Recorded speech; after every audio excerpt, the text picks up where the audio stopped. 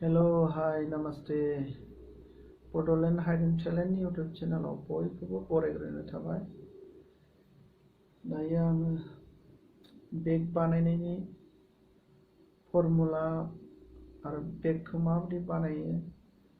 आरो मा खालामनांगौ बेग बानायनायाव मा खालामनानै लानांगौ माबायदि हिसाबजों बेगखौ बानायनांगौ आं नोंथांमोननि सेराव बे भिडिअखौ लाबोनाय जाबाय। नोंथांमोना जुदि सोलोंनो इच्छा दंब्ला नोंथांमोना बे भिडिअखौ नायलांबानो जाबाय। जों बिदिब्ला भिडिअखौ स्टार्ट खालामसै। बे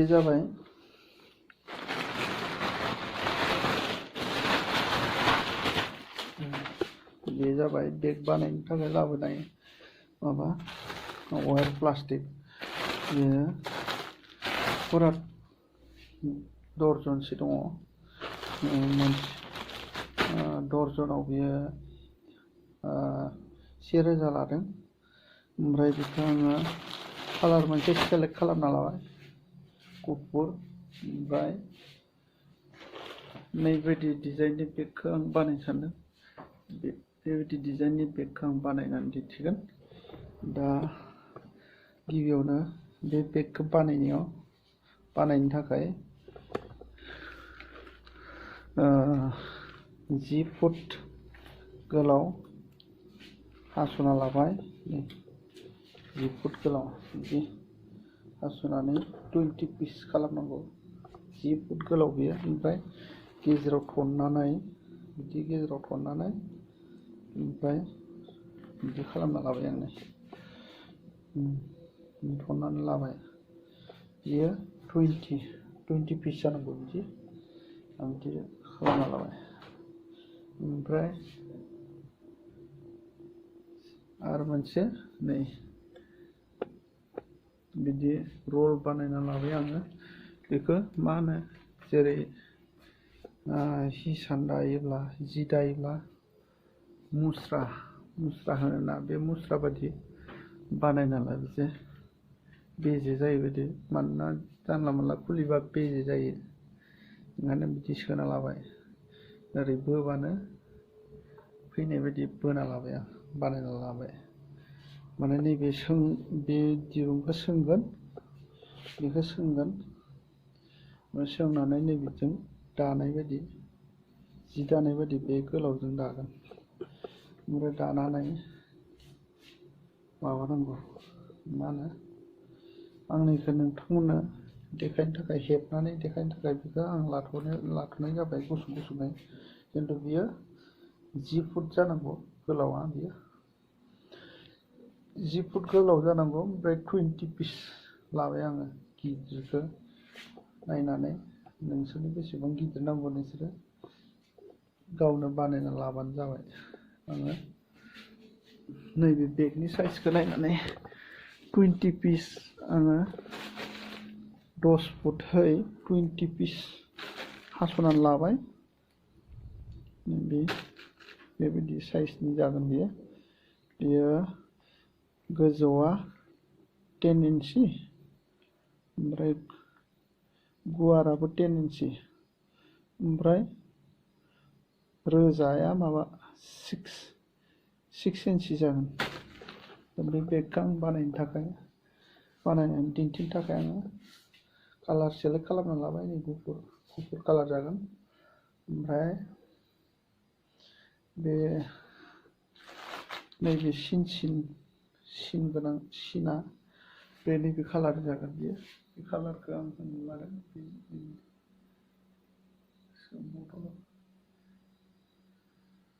बिदि होना लाबाय। दा आङो हेबनायनि थाखाय थामथिम हेबनानै देखायनो थाखाय नोंसोरनो थामथिम खालामबाय। नोंथांमोना नायलांबाय थाबानो जाबाय। नै बियो नैबे रलनि माबा मुस्रानि बेखौ आं ओरै टेपजों सुनानै बेखौ 3.5 फुट गोलावखौ बे साइडआव दोननानै, दाना बे हास'ना लानाय 10 फुट जे हास'ना लादोंमोन, बे हास'ना लानायखौनो ओरैबायदि खालामनांगौ नैबे फर एग्जाम्पलनि थाखाय आं बेखौ गुसुं लाबाय नैबे बेखौ आं गुसुं लादों खिन्थु बेयो 10 फुट जानांगौ 10 फुट 20 पिससे आं माबाना लादों हास'ना लादों बेखौ नैबे 20 पिस हास'ना लानायखौ आं दा बाहायसिगोन बेयाव नैबेथिं 3.5 फुट हगारनानै नैबेजों ओरै खालामदो बे रलाव दङ नैबे फारसेया रलाव दङ मुस्रायाव दङ हमनानै ला मुस्रायाव ओमफ्राय नैबेथिं 3.5 फुट बे गोजौआव थांगोन ओमफ्राय दायो आं नैबे 10 फुट हास'ना लानायखौ ओरै खालामनानै सोबाय दा सोनानै ओमफ्राय नैबे रलाव थानाय माबाखौ वायरखौ ओरै खालामनानै नैबे सिङाव थानायखौ ओरै नैबे गुदुङाव सोबाय ओरै सोबाय सोनानै खालामबाय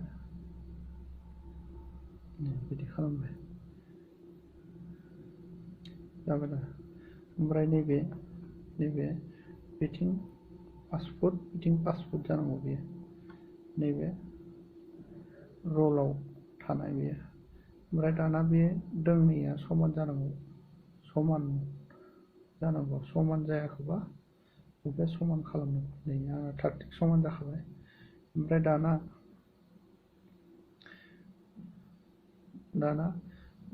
बे 10 फिट गोलाव 10 इन्सिखौ मोनसे लाबावदो 10 फुट गोलावखौ लाबावनानै दाना बेखौ ओरै समान खालामनानै ओमफ्राय ओरै गेजेराव खालामदो दा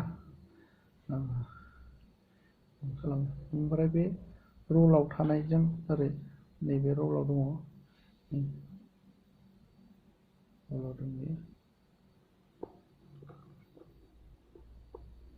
बेजों रलाव दङ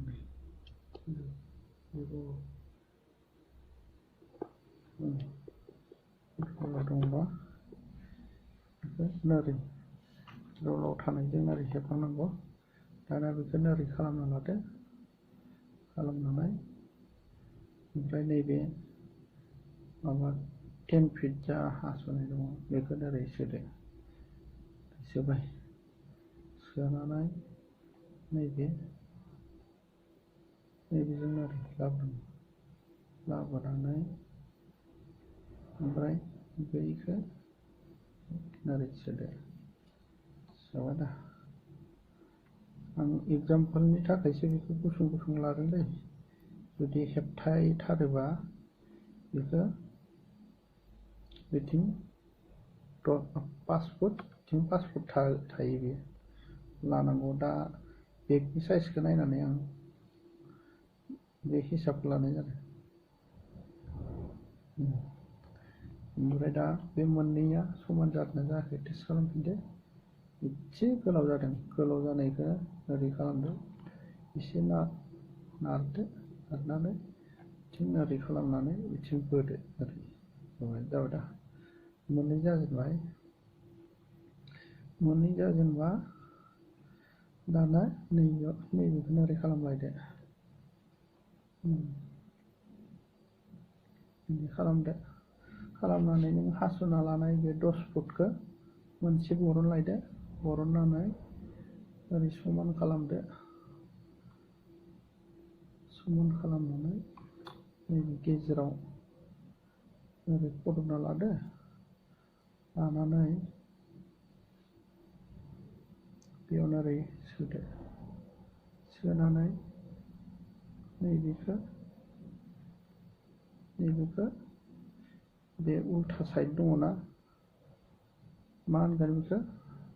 उल्था साइड खांग्रां लानानै ओरै खग्लब होलायदो नैबे रलाव दङ बे मा होनो बेखौ मुस्रायाव थानायखौ ओरै बदबनानै हुग्लुबहोनानै बेखौ आरो नैबे उल्था थानायखौ बेखौबो हुग्लुबहोबाय ओरै हुग्लुबनानै बेयाव सोबाय सोनानै बेखौ दाना बिथिंबो एसे बोदो बिथिंबो एसे बोदो बोनानै नैबे गोजानाव दंना बेखौ खाथियाव लांनांगौ मोनथाम जाबाय नैबे मोननैया दा समान जादोंना जायाखै एसे गोलाव गुसुं जाबाय बेखौ गोलावखौ खालामनांगौ नैबे दोंसेया गोलाव ना बेखौ ओरै नारहरनानै एसे बोबानो समान जाबाय बेयो बास समान जाबाय नै बे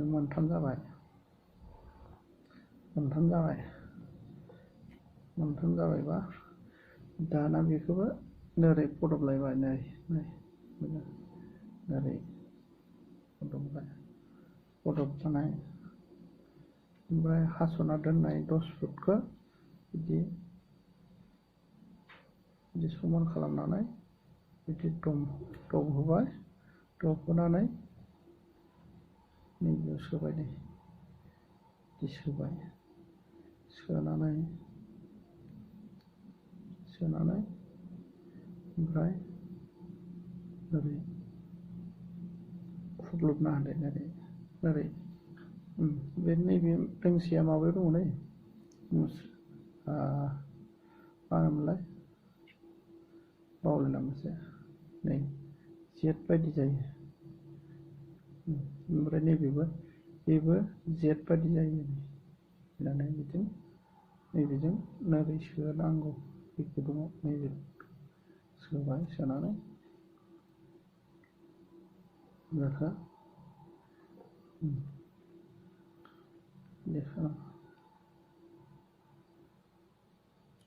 बेखौ एसे बोनानै खाथियाव लांनांगौ नै एसे जानगाराव दङ ना बेखौ ओरै बोनानै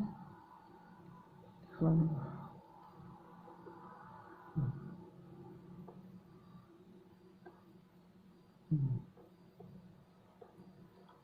मोनबा जाबाय मोनब्रै थिग बिदिनो बानायै नै बेखौ नायलांनांगौ समान जादोंना जायाखै समान जाबाय आं नैखौ एगजामपोलनि थाखायसो लादों दै बेयो गुसुं नङा बे गोलाव जानांगौ बियो बिथिं 5 फुट थानांगौ बिथिं 5 फुट थानांगौ बेबो 5 फुट बेबो 5 फुट बेबो 5 फुट बेबो 5 फुट बिदि ओमफ्राय हास'ना दोननाय 10 फुटनिफ्राय बिदिनो दोंसे बिदिनो खालामलांबाय थानांगौ नैबे रल' दङ बिदि ओरै थननानै नैबे सायाव दोनबाय थननानै ओरै बिदि सायाव दोनबाय दोननानै हास'ना दोननाय 5 फुटखौ ओरै समान थनबाय खर'जों खर' समान थननानै ओमफ्राय नै बेखौ लाबोबाय लाबोनानै बेयाव डाइरेक्ट सोबायबा ओमफ्राय नैबे माबाना थानाया बेखौनो ओरै सायाव लांबाय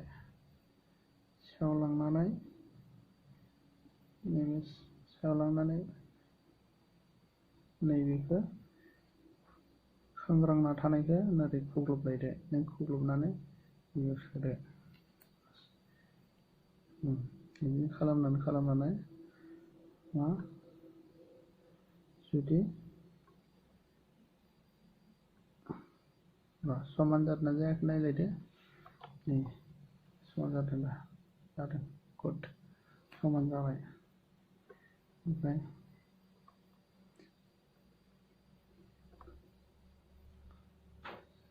मोनबा जाबाय ओमफ्राय आरो बिदिनो खालामलायदो मोजां नाय बे खोनानो बिराद इम्परटेन्टसिन जुदि बेखौ रोंबानो बानायलांनो हाबाय आरो आखायाबो स्पिड जालाङो बानायबाय थाबानो स्पिड जालांगोन आखाया ओरै सोबाय सोनानै नैबे खामब्रांना थानायखौनो ओरै खुग्लुबबाय ओमफ्राय नैबेखौबो खामब्रांना थानायखौ खुग्लुबनानै नैबेयाव सोबाय नै थनना दोननाय गुदुङाव सोबाय गुदुङाव बास सोनानै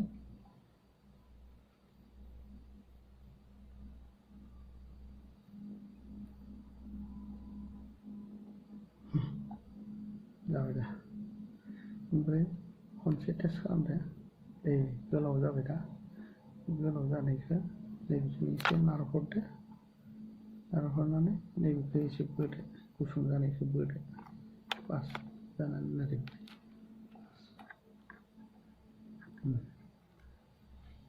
नैबे बिथिंनिया 3.5 फुट दंमोन दै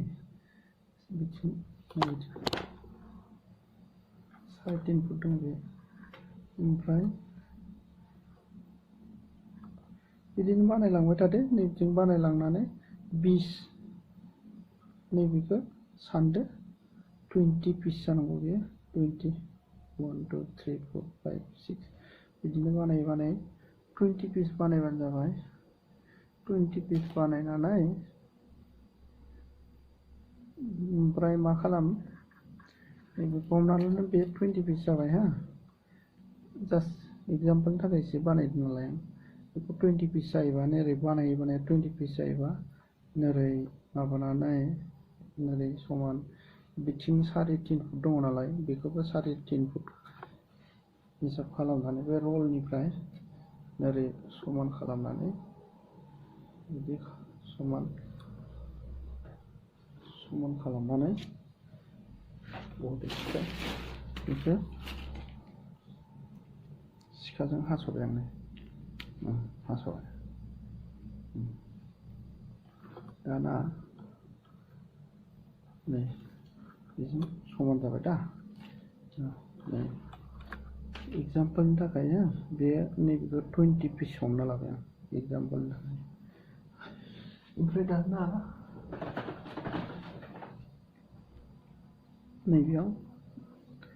नैबेजों समान 3.5 फुट सुदो 3.5 फुट समान दोननानै बेनिफ्राय स्टार्ट खालामफिनसै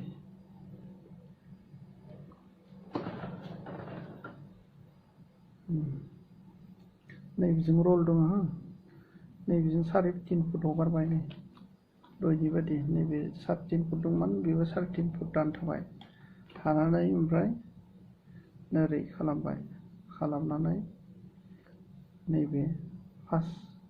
माबाखौ नोरै खालामबाय बिदि खालामनानै बे रलाव थानायखौ नोरै खुग्लुबबाय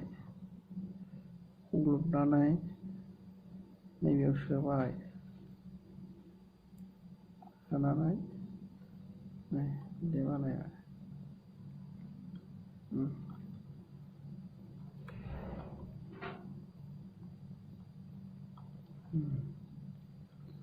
बिदि बानायबाय दे बिदि बानायनानै नैबे रलाव दङ बे रला नोरै जायजों क्रस जाग्रोगोन बेखौनो बानायग्रोनांगौ नैबेजों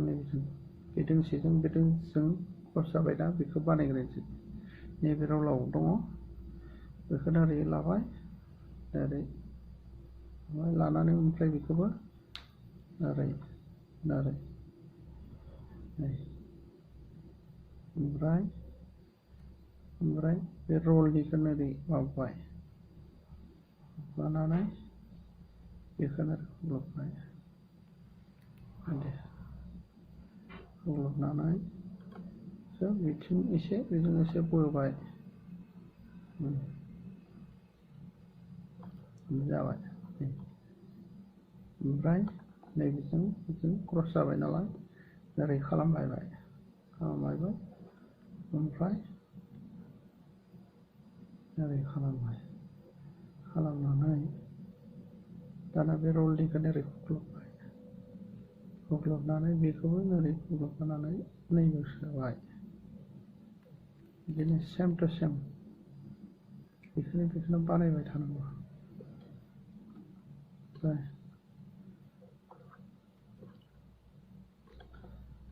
बिदि जाबाय ओमफ्राय नै बेखौ बानायलायदो बिदि रलखौनो फार्स्टआव हमग्रोखानांगौ रलाव लागायना थानाय मा होनो ओरै बानायदो नैबे मोनजेननायखौ ओरै माबादो ओमफ्राय बेखौ ओरै रलनिखौ खुग्लुबलायदो ओरै बेखौ खुग्लुबनानै ओरैथिं लांदो खालामदो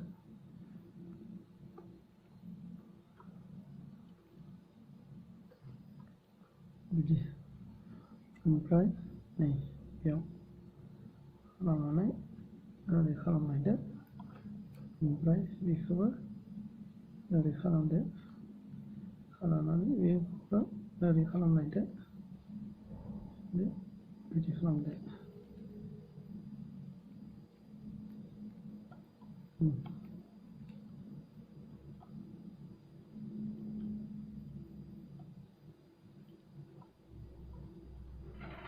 ओमफ्राय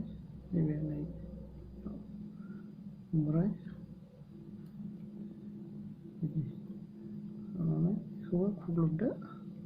बेखौ खुग्लुबफिनदो नै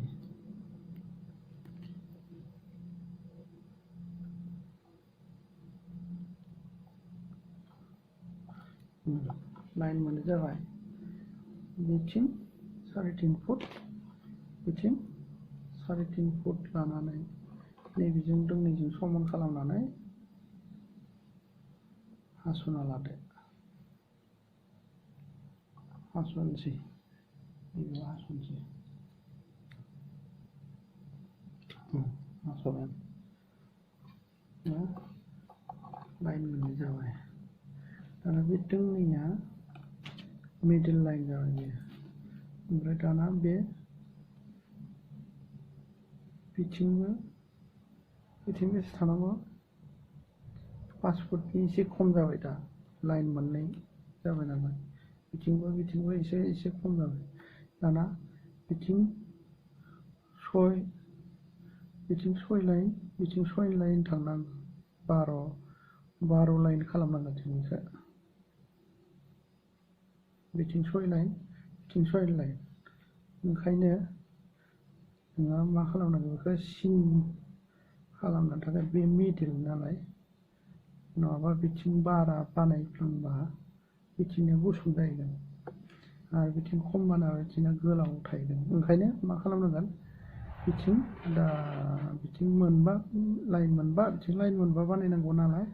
बेनिखायनो ओरै गोसोआव थानायनि बेखौ ओरै खालामनानै गोसोआव थानायनि नङाबा नै बिथिं बारा बिथिं खम हेब्बा गोलाव गुसुं जालांजोबगोन ओंखायनो ओरै खाना लादों बा गोसोआव थानायनि बास नै ओमफ्राय दाना लाइन मोननै जाखाबाय नालाय बिथिं लाइन मोनबा बिथिं लाइन मोनबा खालामबा गासै 12 जागोन ओमफ्राय नैबेखौ नोङो 20 लाइन खालामनांगौ हो आं जास्ट एग्जाम्पलनि थाखायल' लाइन मोनबाल' 6 लाइनल' बानायबाय खिन्थु बे 20 जानांगौ ठीक আছে ओमफ्राय रलनिखौ नै लाबोबाय आं लाबोनानै बिथिं 3.5 फुट सुदो सुनानै बिनिफ्राय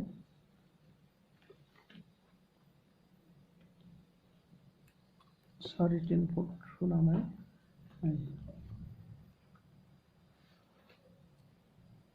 ओरै खालामबाय बिदि थनबाय नैबे रलनि दै नैबे फार्स्टथिं रल नैबे फार्स्टथिं 3.5 फुट बेखौ रल खालामनानै नैबेखौ ओरै फदबनानै ओरै रलनिखौ ओरै माबाबाय खालामनानै नैबेखौ ओरै खालामबाय खालामनानै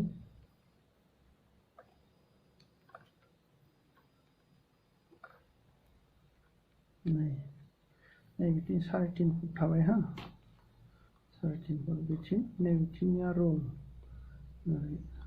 लांबाय थादो बिदिनो लांबाय थानानै ओरै खालामबाय दे खालामनानै बेखौ ओरै साजों लांनानै सिंजों ओरै फिदिंदो फिदिंनानै नैबे खांग्रांना थानायखौ ओरै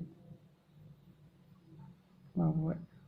ओमफ्राय बेखौ ओरै माबानानै नैबेयाव सोबाय सोबाय सोनानै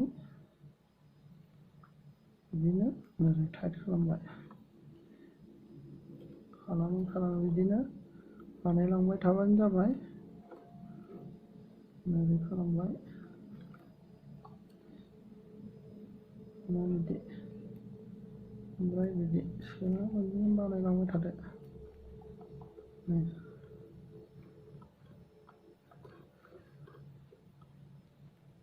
सेम टु सेम बिदिनो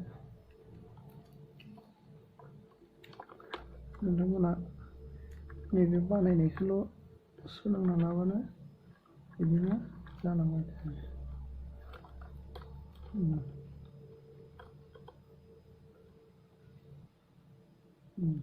बिदिनो जोबलांबाय थादो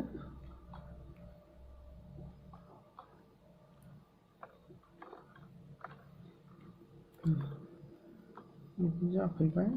जाफैनानै ओमफ्राय मा खालामनांगौ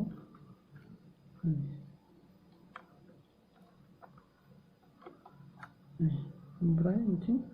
जोबफैनानै नैबेथिं 3.5 फुट लानानै नैबे रलनि माबाना बेखौनो ओरै 3.5 फुट सुनानै 3.5 फुट सुनानै थबस्र' हास'बानो जाबाय हास'नोसै हास'बाय आङो बिदिनो नैबे मिडल मोनना बिथिं नै लाइन मोनसे होबावबाय आङो बिदिनो लाइन होनानै बिथिं 12 जानांगौ बिथिं 6 लाइन जानांगौ नैबेनिफ्राय नै मिडल मोननैनिफ्राय बिथिं 6 आरो बिथिं 6 जानांगौ होमबानिया बराबर नैबेथिं 3.5 फुट बिथिं 3.5 फुट बिथिं 3.5 फुट बिथिं 3.5 फुट 3.5 फुट बिदि थाहैगोन आरो बे बिथिं 5 फुट दंमोन नालाय बिथिं 5 फुट बिथिं 5 फुट दंमोन नालाय 6 लाइन हेबखांनायनि उनाव बिथिं 3.5 फुट बिथिं 3.5 फुट बिदि आग्लायगोन बिथिं 3.5 बेनिफ्राय माबानानै हेबखांनायनि उनाव नैबिदि जाहैगोन दा आं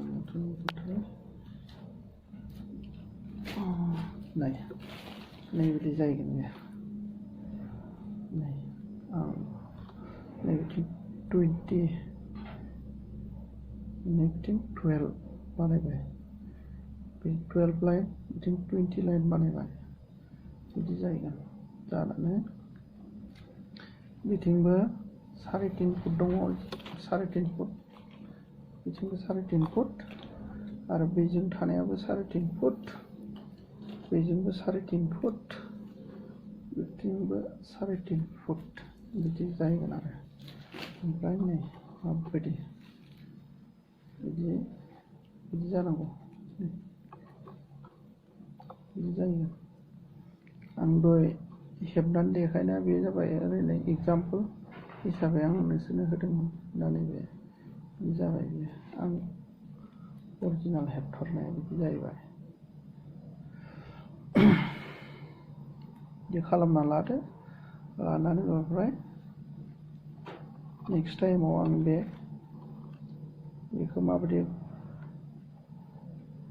बेखौ माबायदि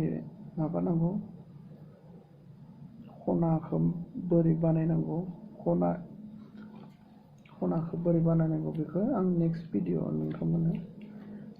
हेबनानै दिन्थिगोन नोंथांमोन मानो होनबा फुरा कमप्लिट बानायनाय भिडिअ बानायोब्ला बिराद गोलाव जायो भिडिअआ खायसे बरिं मोननानै दानलाबायबा बुजिनाय नङा ओंखायनो आं बेखिनियावनो बे भिडिअखौ फोजोबथ'बाय नोंथांमोना जुदि खना बानायनायखौ